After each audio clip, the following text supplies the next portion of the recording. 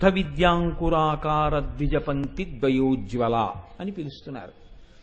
శుద్ధ విద్య యొక్క అంకుర స్వరూపములో ఉండేటటువంటి దంతములు ప్రకాశిస్తున్నటువంటి తల్లి, లేదా శుద్ధ విద్యకి సంబంధించి ఏ అంకురములు ఉన్నాయో ఆ అంకురములు తన దంతపంక్తిగా చేసుకుని ప్రకాశిస్తున్నటువంటి తల్లి, ఆ దంతపంక్తి ప్రకాశిస్తున్నటువంటి తల్లి.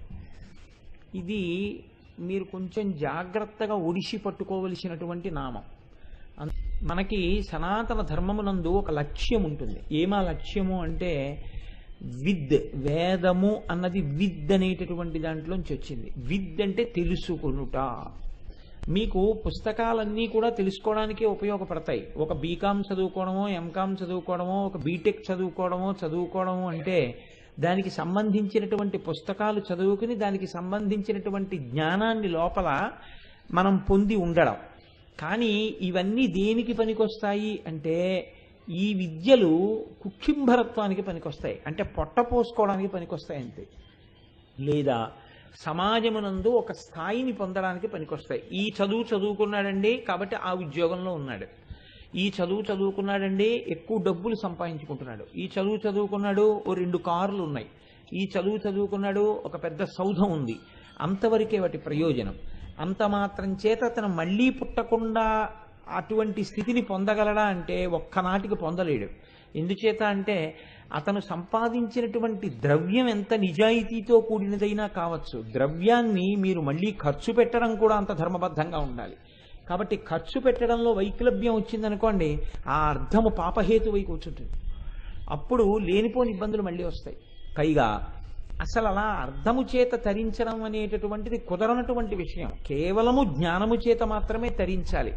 ఈ జ్ఞానము దేని చేత ఆవిర్భవిస్తుంది అంటే భక్తితో కూడినటువంటి కర్మాచరణము చేత ఈశ్వరుడు అనుగ్రహించి ఒకనాడు మనకి జ్ఞానాన్ని ఇస్తాడు. చూడండి, పాలు మనం తీసుకెళ్లి పొయ్యి మీద పెడతాం. ఎప్పుడు పాలు పొంగుతాయి అంటే ప్రతిరోజు పాలు కాచేవాళ్ళు కూడా ఇప్పుడు పాలు పొంగుతాయని ఏం చెప్పలేదు. ఆ పాలు పొంగడం అంటే పాలు అనబడినటువంటి ప్రతి బిందువు ఇంకా పొంగడానికి యోగ్యమైన ఉష్ణోగ్రతని చేరిపోతే పాలు తమంత తాము పొంగుతాయి. మనం ఒక పాత్రలో పోసి ఉడికిస్తున్నటువంటి బియ్యం అన్నీ ఎప్పుడు అన్నంగా మారే, అడుగుది మాడిపోకుండా పైది కిందది మధ్యలోది అన్నీ మెతుకులుగా ఎప్పుడు మారే మనకి తెలియదు. కానీ పైన ఉన్న గింజ మెత్తపడితే లోపల ఉన్న గింజ కూడా మెత్తపడుతుంది. అన్ని బియ్యపు గింజలు ఒక్కసారే అన్నంగా మారే. ఇది ఎలా జరిగిందో భక్తితో కూడినటువంటి కర్మాచరణము చెయ్యగా చెయ్యగా జ్ఞానము కూడా అలా ఆవిర్భవిస్తుంది.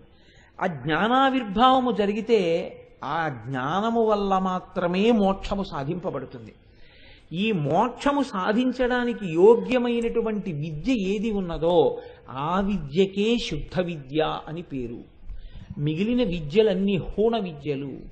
అందుకే మీరు చూశారో లేదో, శారదాదేవి ఒక చిత్రం చేస్తూ ఉంటుంది. ఆ తల్లి ఆవిడ ఎడం చేతిలో పుస్తకాన్ని పట్టుకుంటుంది. ఎడం చేతిలో పుస్తకాన్ని పట్టుకోవడానికి కారణం ఏమిటంటే కుడి చేతిలో తావళం పట్టుకుంటుంది. అందుకే సనాతన ధర్మమునందు ఆధ్యాత్మ విద్యయందు జనాన్ని ఆకర్షించే ప్రయత్నం ఎప్పుడూ చేయకూడదు. మీరు ఆకర్షించి జనాన్ని తెచ్చుకునే ప్రయత్నం ఎన్నడూ చేయకూడదు. మనం ఏదో ఇది చేస్తే ఓ జనం బాగా వస్తారు కదా అని మీరు పని చేశారనుకోండి, దానివల్ల మీరు పాడైపోతారు, ఎదుటి వాళ్ళు పాడైపోతారు. ఎందుకో తెలుసా అండి, జనంతో కాదు ప్రయోజనం. సనాతన ధర్మం యొక్క ప్రయోజనం ఏమిటంటే మీరు ఉద్ధరింపబడడం. ముందు మీరు ఉద్ధరింపబడి మీరు ఒక స్థానమునందు పదిలంగా కూర్చుని మిగిలిన వాళ్ళని కూడా ఆ స్థానములోకి లాగే ప్రయత్నం చేస్తారు తప్ప ఎంతమంది జనాన్ని ఇటువైపుకి లాక్కునే ప్రయత్నం చేద్దామన్నది సనాతన ధర్మంలో ఉండదు. కాబట్టి అమ్మవారు కుడి చేతిలో తావళం పట్టుకుంటుంది. ఆ తావళం పట్టుకుంటే అది తిరుగుతుంది. అంటే గురుముఖతః విన్న విషయాన్ని మీరు ఎంత మననం చేస్తారో, మననం చేసిన దాన్ని మీ యొక్క అనుష్ఠానంలోకి, మీ అభ్యాసంలోకి, ఆచరణలోకి మీరు ఎంత తెచ్చుకోగలుగుతారు, తెచ్చుకున్న దాని చేత మీరు ఎంత తరిస్తారు, ఇది ప్రమాణం.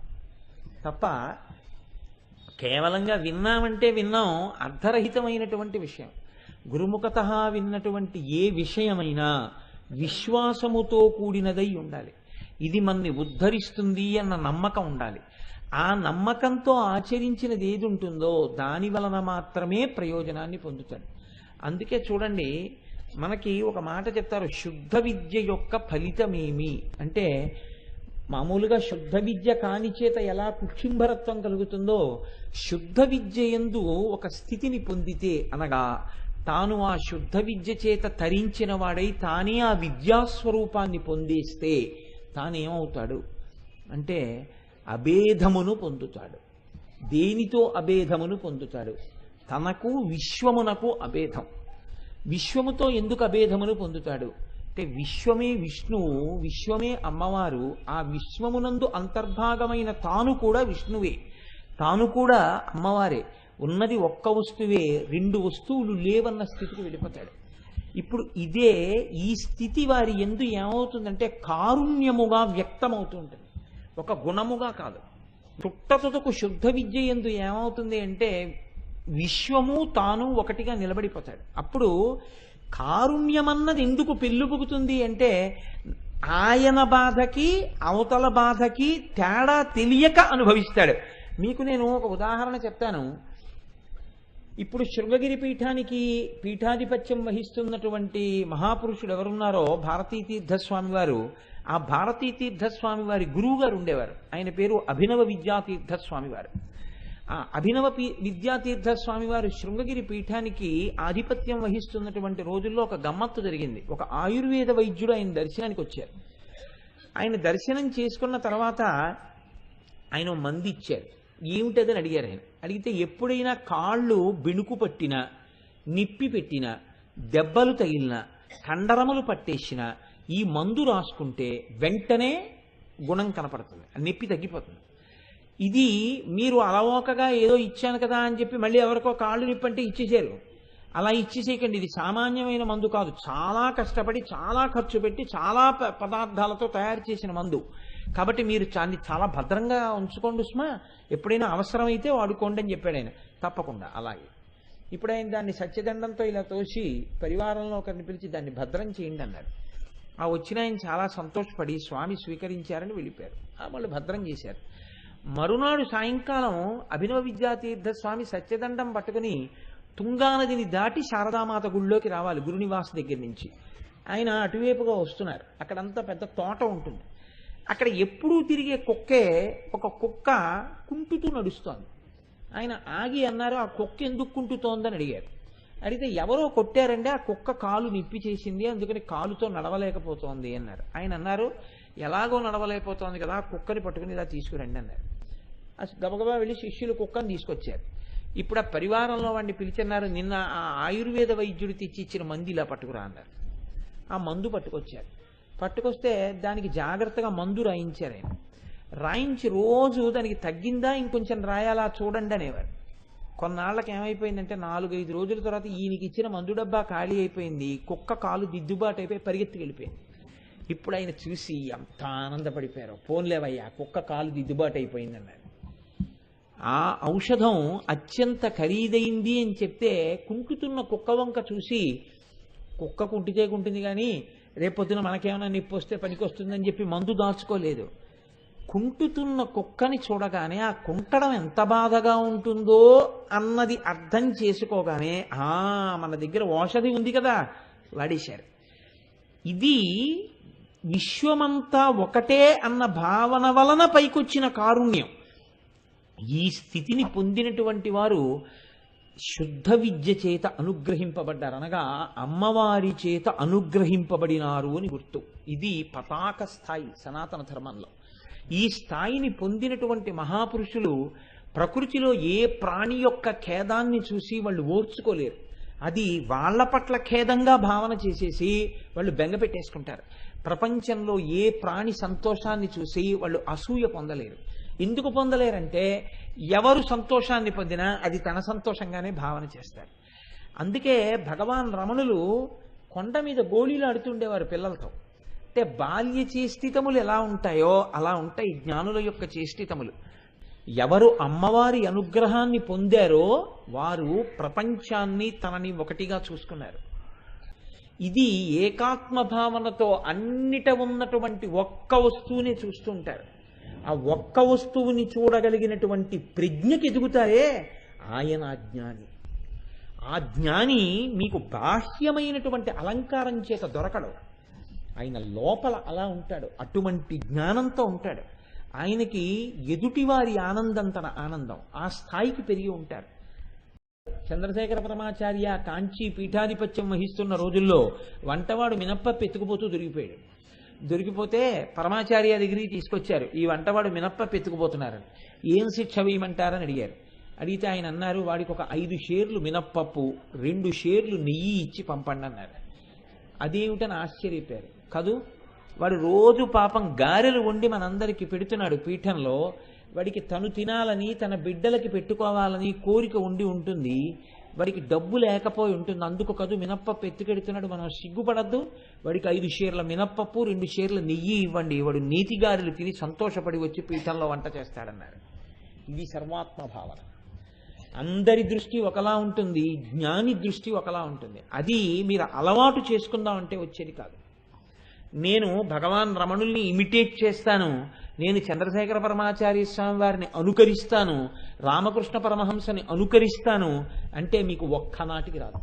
రామకృష్ణ పరమహంసని పల్లకీల్లో తీసుకెళ్తున్నారు శిష్యులు కలకత్తాలో. తీసుకెడుతుంటే ఆ దక్షిణేశ్వరం వీధుల్లో వెడుతున్నారు అసుర సంధ్య వేళలో. తెరలు కట్టున్నాయి, లోపల పాట పాడుకుంటున్నారే. ఎందుకో తెర తీసి చూశారు. అసుర సంధ్య వేళ అవుతోంది. వేశ్యలు వీధుల్లో నిలబడి విటుల కోసం నిలబడ్డారు. నిలబడి వాళ్ళు విటుల్ని ఆకర్షించడానికి ప్రయత్నిస్తున్నారు. రామకృష్ణ పరమహంస పల్లకీలోంచి దూకి ఆ వేశ్యవాడ వైపు పరిగెత్తి ఆ కనపడ్డ వేశ్యలందరి పాదాలకి నమస్కారాలు మొదలెట్టారు. శిష్యులు బలవంతంగా పల్లకి ఎక్కించి తీసుకెళ్లిపోయి మఠంలో దింపి లోపల కూర్చోపెట్టి, ఏమన్నా మర్యాదగా ఉందా, మేము మీ పల్లకి మొయ్యడం, మీరేమో వేశ్యవాడకు పరిగెత్తి వాళ్ళ కాళ్ళ మీద పడ్డామన్నారు. అంటే ఆయన అన్నారు, వాళ్ళు వేశ్యలా? నాకు అలా తెరెత్తి చూడగానే నాకు జగదంబ కనపడి, అబ్బా ఎన్ని పాదాలో నా తల్లి పాదాలని నమస్కరించాను అన్నారు. యద్భావం తద్భవతి. ఎక్కడ ఎవడు ఎలా తరిస్తాడో, ఏ దృష్టికోణంతో చూస్తాడో మనకి తెలియదు. ఆ ఏకాత్మ భావన ఎక్కడ భేదమన్నది తెలియనిటువంటి స్థితికి చేరుకుంటాడో, ఎక్కడ అటువంటి సమున్నతమైన స్థాయిలో నిలబడతాడో, ఆ స్థాయి చేరితే దాన్ని శుద్ధ విద్య అంటారు. అటువంటి శుద్ధ విద్యని చేరడానికి అంకురములు ఏవి ఉంటాయో ఆ అంకురములు ద్విజపంక్తి ద్వయోజ్వల, తన పళ్ళ వరసలుగా కలిగి ఉన్నది. పళ్ళు 2 వరసలుగా ఉంటాయి, కింద ఒక వరస ఉంటుంది, పైన ఒక వరస ఉంటుంది. అందులో మీరు చూడండి, షోడశీ విద్య అని ఒక విద్య, శ్రీ విద్యకి సంబంధించి అమ్మవారికి సంబంధించినటువంటి బీజాక్షరాలు. అవి 16. అవే పరా, పశ్యంతి, మధ్యమ, వైఖరి అని పైకి ఉచ్చరింపబడేటటువంటి స్వరూపంలో అవి ఒక గింజ పాతితే మొట్టమొదట మొక్క వచ్చేటప్పుడు ఇలా 2 దళముల కింద విచ్చుకుంటుంది. అలా ఈ షోడశీ విద్య పైకి ఉచ్చరింపబడేటప్పుడు విచ్చుకుని పైకి వైఖరిగా వినపడే సమయంలో ఉన్నటువంటి స్వరూపం 2గా మారితే 16 2 32 అవే అమ్మవారి యొక్క దంతపంక్తిగా ఉంటాయి. 2 ద్విజపంక్తి ద్వయోజ్వల అండంలో ఉన్నటువంటి రహస్యం ఏమిటంటే, ద్విజులు అన్న మాటకి అనేకమైన అర్థాలు ఉన్నాయి. ద్విజులు అంటే బ్రాహ్మణులు, ద్విజులు అంటే 2 సార్లు పుట్టిన వాళ్ళు. 2 సార్లు పుట్టినవి లోకంలో కొన్ని ఉంటాయి, అవి నిజంగా 2 మాటలు పుడతాయి. పక్షి 2 మాటలు పుడుతుంది, ఎందుకంటే ఒకసారి గుడ్డు పుడుతుంది, గుడ్డు పొదిగాక పక్షి పుడుతుంది. అందులో 2 మాటలు పుట్టేది పక్షి, 2 మాటలు పుట్టేవాడు బ్రాహ్మణుడు. ఎందుచేతనంటే ఒకసారి తల్లి కడుపులోంచి పుడతాడు, 2వ మాట ఉపనయనం చేసి గాయత్రీ మంత్రోపదేశం చేసిన తర్వాత అతనికి ద్విజ సంస్కారం ఏర్పడింది అంటారు. యజ్ఞోపవీతం మెళ్ళో వేసుకుని సంధ్యావందనం ఒక్కపూట కూడా చెయ్యనటువంటి వాళ్ళకి ఇది వర్తిస్తుందని నేను అనుకోవట్లేదు నా అల్పజ్ఞానంతో. సంధ్యావందనం చేసి గాయత్రిని నమ్మి ఆ గాయత్రీ మంత్రం చేసుకుని ఆ సంధ్యావందనం మీద నమ్మకం ఉండి యజ్ఞోపవీతాన్ని రక్షించుకుంటేనే. ఎందుకంటే లోకంలో ఒక మాట ఉంది, జాతీయ పతాకం చిరిగిపోయిందనుకోండి దాన్ని ఎగరవేసిన వాడిని ఖైదులో పెడతారు. నీ యొక్క బ్రాహ్మణ్యానికి నీ యొక్క గాయత్రికి చిహ్నమైన యజ్ఞోపవీతం మలినమై జీర్ణమైంది నీ ఒంటి మీద ఉంటే ఉత్తర క్షణంలో నీవు గాయత్రి చేత అనుగ్రహాన్ని కోల్పోయిన వాడివై ఉన్నావు. జీర్ణయజ్ఞోపవీతంలా జిడ్డు ముఖం అంటారు. నేను ఈ జీర్ణయజ్ఞోపవీతంతో ఉండకూడదు. ఉత్తర క్షణంలో యజ్ఞోపవీతాన్ని మార్చుకోవాల్సి ఉంటుంది. ఒకవేళ రోజు కుదరకపోతే కొత్త యజ్ఞోపవీతం వేసేసుకోవాలి తప్ప, మంచి రోజున మళ్ళీ పాత యజ్ఞోపవీతం వదలాలి తప్ప యజ్ఞోపవీతం మాత్రం శిథిలం కాకూడదు. కనుక చూడండి, ద్విజులైనటువంటి వారు అంటే ఎవరు వేద విద్యను, వేదము చేత ప్రతిపాదింపబడినటువంటి సనాతన ధర్మము యొక్క రహస్యమును, భక్తి జ్ఞానములను లోకమునకు వ్యాప్తి చేస్తారో, ఎవరు తాము అధ్యయనము చేసి తెలుసుకుని లోకమంతటికి ఇది అందించాలనేటటువంటి తాపత్రయంతో ఉంటారో వారే అమ్మవారి యొక్క దంతములు. అందుకని వారు ద్విజులై ఉన్నారు, వారు అమ్మవారి యొక్క దంతములై ఉన్నారు. కాదు, పక్షి అంటే పక్షి రెండు రెక్కలతో ఎగురుతుంది, ఒక్క రెక్కతో ఎగరదు. మీరు చూడండి, పక్షి ఎప్పుడైనా ఎగిరితే ఒక గదిలో ఎగురుదాం, మఠంలో ఎగురుదామని ప్రయత్నం చేయదు. పక్షి ఎప్పుడు ఎగిరినా ఆకాశంలో ఎగురుతుంది, రెండు రెక్కలతో ఎగురుతుంది. రెండు రెక్కలతో ఎగరడమే భక్తి కర్మ. ఈ రెండు రెక్కలతోటి ఎక్కడ ఎగురుతుంది? ఆకాశంలో ఎగురుతుంది. ఆ అంటే అంతటా, కాష్ అంటే ప్రకాశించడం. భక్తి కలిగి ఉంటాడు, అనుష్ఠానము తెలుస్తూ ఉంటుంది. ఆ భక్తి అనుష్ఠాన రూపంగా ఉంటుంది తప్ప భక్తి ఉందండి అవన్నీ ఎందుకండి అంటే కుదరదు. నా కొడుకు మీద నాకు బాగా ప్రేమ ఉంటే పండక్కి వాడికి చొక్కా కుట్టించకుండా నేను ఉండలేను. అపారమైన భక్తి ఉన్నవాడు పరమేశ్వరుడి యొక్క పూజ చెయ్యకుండా ఉండలేడు. కాబట్టి పూజ చేస్తేనే భక్తి ఏమిటండి అంటే అది వితండవాదన, అది భక్తి కాదు. శంకరాచార్యులు వారు ఇలాంటి వాటిని తృణీకరించారు. దుస్తర్కాస్తు విరమ్యతాం, పిచ్చి పిచ్చి మాటలు మాట్లాడకని చెప్పారంతే. అంటే నీకు భక్తి ఉన్నది నిజమైతే కర్మాచరణముగా ప్రకటనము కావలసిందే. కాబట్టి భక్తి కర్మ రెండు రెక్కలై వారు విహరిస్తూ ఉంటారు. ఎప్పుడు బ్రహ్మముతో అనుసంధానం అవుతూ ఉంటారు, ఈశ్వరుడితోటి. ఈ బ్రహ్మముతో అనుసంధానమవుతూ నిరంతరము ఆకాశమునందు ఎగిరేటటువంటి పక్షి ఎటువంటిదో అమ్మవారి అనుగ్రహాన్ని పొందినటువంటి వారి జీవితములు కూడా అలా ఉంటాయి. కాబట్టి వారు ద్విజపంక్తి ద్వయోజ్వల, వారు అమ్మవారి యొక్క దంతపంక్తి అయి ప్రకాశించుచున్నారు. అలాగే దీక్షితులైన వారు ఉంటారు. ఆ దీక్షాస్వీకారమును చేసి దీక్షితులైన వారు ఎవరున్నారో వారు సాక్షాత్ అమ్మవారి యొక్క దంతములై ప్రకాశిస్తూ ఉంటారు. ఎందుచేత అంటే దీక్ష చేత కూడా రెండవ జన్మ ఉంటుంది. అమ్మ కడుపులోంచి పుట్టడం ఒక జన్మ అయితే, ఒక దీక్షని స్వీకరించడం రెండో జన్మ. ఒక్కొక్కసారి అది మూడో జన్మ కూడా అయిపోతుంది. ఎందుకంటే అమ్మ కడుపులోంచి వచ్చింది గాయత్రీ మంత్రం, 3 దీక్షా స్వీకారం, 3 జన్మలు అయిపోతాయి. కాబట్టి ఇప్పుడు 3 జన్మలు అయిపోయాయని లెక్క ఉండదు. అప్పుడు ఇది 2 కిందకి పరిణమిస్తుంది. పరిణమించి వాడు అమ్మవారి యొక్క దంతపంక్తిలో ఒకడుగా మారుతాడు. ఆ దంతములలో ఒకడై ఆ దంతములు లోకము యొక్క ఉపకారము చెయ్యడానికి ఎలా ప్రకాశిస్తాయో అలా ఈ దంతములు కూడా లోకమును ఉద్ధరించడం కోసమని ప్రకాశించేటటువంటి స్వరూపంతో ఆయన లోకమునందు తిరుగుతూ ఉంటాడు. కాబట్టి అటువంటి దీక్షితులు కూడా అమ్మవారి దంతపంక్తి యందు చేరి ఉన్నారు. ఇలా అనుష్ఠించి భక్తి మార్గంలో నడిచి చిట్ట చివరికి ద్వంద్వములను దాటిపోయిన వారెవరున్నారో వారందరూ చిట్ట చివరికి అమ్మవారి దంతములే అయ్యున్నారు. అందరూ సాహిత్యవేత్తలు కానక్కర్లేదు, అందరూ సంగీత శాస్త్రజ్ఞులు కావక్కర్లేదు, అందరూ ఉపన్యాసాలు చెప్పిన వాళ్ళు కానక్కర్లేదు. కానీ ఒక్కొక్కరు ఏం చేస్తున్నారు ఎవ్వరికీ తెలియదు. మీకు నేను ఒక ఉదాహరణ చెప్తాను. నేను మా గురువు గారి దగ్గరికి వెడితే మా గురువు గారు దాని గురించే ప్రస్తావన చేస్తున్నారు. గణపతి ముని లాంటి మహాపురుషుడు, అంత విద్వత్తున్నవాడు మీకు ఎక్కడా కనపడడు. అంతటి విద్వత్తున్నటువంటి వారు కావ్యకంఠ గణపతి ముని. ఇంత విద్వత్తున్నటువంటి గణపతి ముని భగవాన్ రమణుల దగ్గరికి వెళ్ళేటప్పటికీ అసలు ఆత్మదర్శనం అంటే ఏమిటో వారి దగ్గర విన్నారు. విద్వత్తు ఉన్నటువంటి వారు కావ్యకంఠ గణపతి ముని, ఆత్మదర్శనం అయినటువంటి వారు భగవాన్ రమణులు. రమణుల్ని గురువుగా స్వీకరించి కావ్యకంఠ గణపతి ముని ఈ అనుష్ఠానమునందు ఆత్మదర్శనమునందు కొంత దూరం వెళ్ళగలిగారు. కనుక చూడండి, ఇప్పుడు భగవాన్ రమణులు ఏం చేశారు, ఏం చదువుకున్నారు అని మీరు అడిగారు అనుకోండి, యథార్థంగా ఏం చెప్పవలసి ఉంటుందంటే ఆయన చదువుకున్నది ఏం లేదు. ఇది గమ్మత్తు. మీరు ఎందువల్ల కలెక్టర్ అయ్యారో అన్నారు అనుకోండి, నేను ఇది చదువుకున్నాను మీరు చెప్పగలరు. నువ్వు ఈశ్వరుణ్ణి పొందడానికి ఏది హేతువు అని అడిగారు అనుకోండి, దానికి సిలబస్ ఏమి ఉండదు. అది గమ్మత్తుగా ఉంటుంది. ఎందుకనంటే అది అమ్మవారి యొక్క పళ్ళు కావడం అంటే. ద్విజ అంటే పళ్ళు కూడా 2 మాటలు వస్తాయి, ఓసారి వచ్చి ఊడిపోయి మళ్ళీ వస్తాయి. ఎవడు పుట్టిన తరువాత అకస్మాత్తుగా ఈశ్వరుడు యందు అటువంటి ఈశ్వరానుగ్రహం కలిగి భగవంతుడి వైపుకి ఏ క్షణంలో ఎవడు ఎలా తిరిగిపోతాడు అన్నది మీరు ఊహించలేరు. ఆయన అరుణాచలం అన్న పేరు వినేంత వరకు మంచి బలమైన శరీరం ఉన్న వ్యక్తి. ఒకానొక నాడు ఒక వ్యక్తి అరుణాచలం నుంచి వస్తూ నేను అరుణాచలం నుంచి వస్తున్నాను అన్నాడు.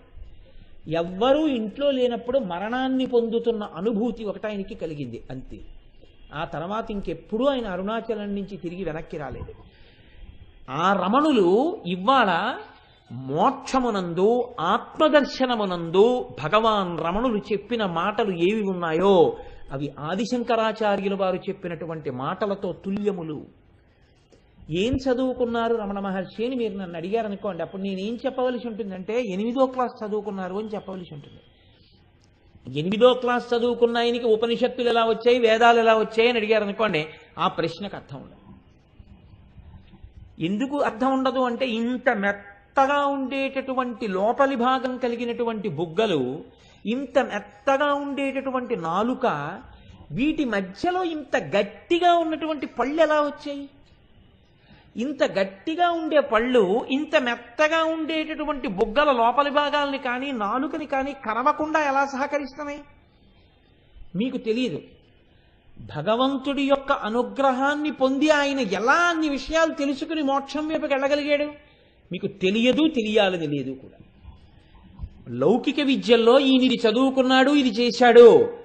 ఈశ్వర సంబంధమైన విషయాల్లో క్వాలిఫికేషన్కి ఆత్మజ్ఞానం పొందడానికి సంబంధం ఏముండదు. నువ్వు ఇది చదువుకున్నావు, నీకు ఇది ఎలా వచ్చింది?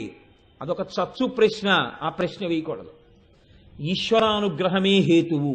ఈశ్వరానుగ్రహం కలిగిందా ఆయనకి భాషిస్తుంది.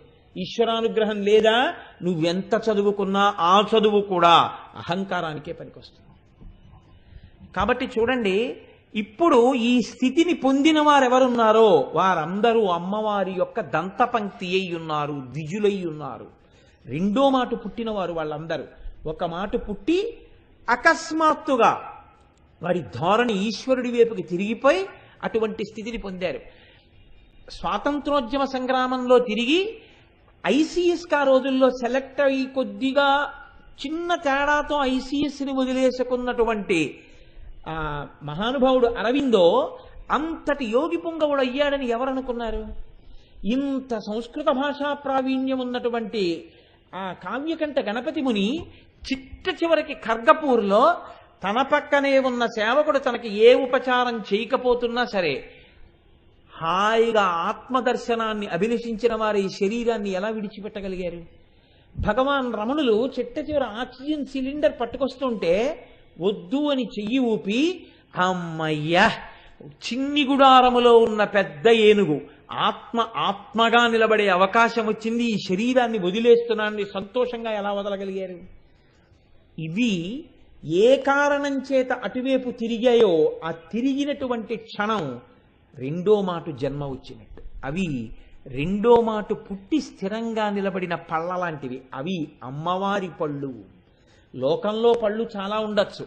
ఎక్కడైనా మన ఇంట్లో ఏ శ్మశానంలోంచో ఏ కాకో ఎత్తుకొచ్చి ఓ 4 పళ్ళ వరుస ఉన్నటువంటి పళ్ళు తీసుకొచ్చి పడేసింది అనుకోండి, అయ్యో బాబోయ్ ఇంట్లో పళ్ళు పడ్డాయేమిటి అని చెప్పి వెంటనే మనం ఓ కర్రతోటో దేనితోటో బయటికి తోసేస్తాం. ఆ పళ్ళు ఈ పళ్ళు తినడానికి పనికొచ్చే పళ్ళు, పనికిమాలిన మాటలు మాట్లాడడానికి పనికొచ్చే పళ్ళు. ఆ పళ్ళు అటువంటి పళ్ళు కావు. అమ్మవారి యొక్క దంతములంటే ద్విజపంక్తి.